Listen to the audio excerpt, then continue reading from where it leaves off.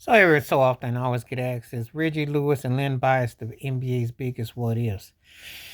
Yeah, if those two guys play for the Celtics, it's pretty much academic. I think I've been through this before, but as I have to say so. As sad as we were when Magic Johnson announced HIV in '91, he had already played. He had been to 9 finals, you know, in his career, 12 plus year career. So he'd already hit his peak in his valley. But the Len Bias story was shook up because I was actually, when the Celtics played the Rockets in the finals in '86, I was actually in Houston. That was around the Celtics won at 4-2, and Bias was getting drafted, and that whole news was like earth shattering. And I was living in Virginia at the time, so I left my grandmother's house, my one grandmother's house, Texas, and went back to my grandma's house in Virginia. And Len Bias played for Maryland. So if you're ACC Nation, you know how big that would have been. So that was huge. And then I fast forward to Reggie Lewis, who was long and wiry. He was small forward, off two guard. He was an interesting tweener. Had a nice touch, was physical. He was a problem. He was a real feisty player. And he had a touch.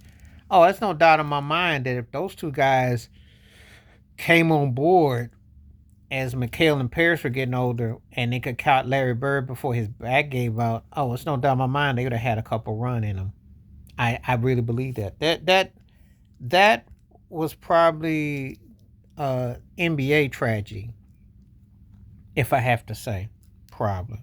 Because those cats were bad. I mean, they were bad to the bone. Um, you see cats.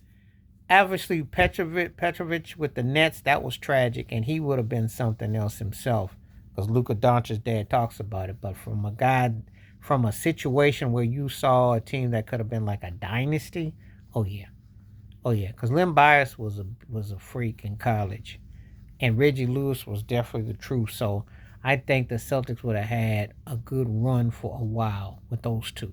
I don't have any doubts in my mind. Sometimes you can kind of like over exaggerate. There's nothing exaggerate with those cats, because when you see some people that you can definitely see, and you think to yourself, oh yeah, there's no doubt. There's no doubt. Sometimes you kind of like pour it on. There's no doubt about these cats. They were that good, and the Celtics were. You know, it's it's just hard to imagine. It's hard to imagine. Um, you know, um, putting into totality, it's hard to imagine.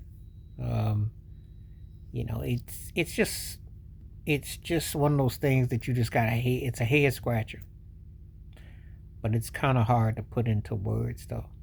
Um, you know, so I think that that's the best way I would describe it. Mm-hmm. Mm-hmm. Mm-hmm. The Celtics had an opportunity with a couple of cats that would have been something else, and it just wasn't meant to be.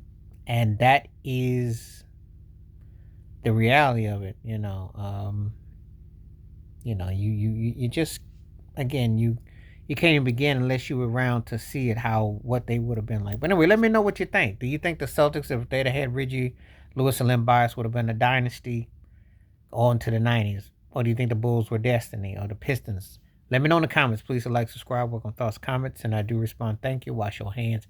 Keep your mind clear. Watch out for another. Share it if you like. Stay safe, stay blessed, stay woke, stay free. I'm out one time. Peace.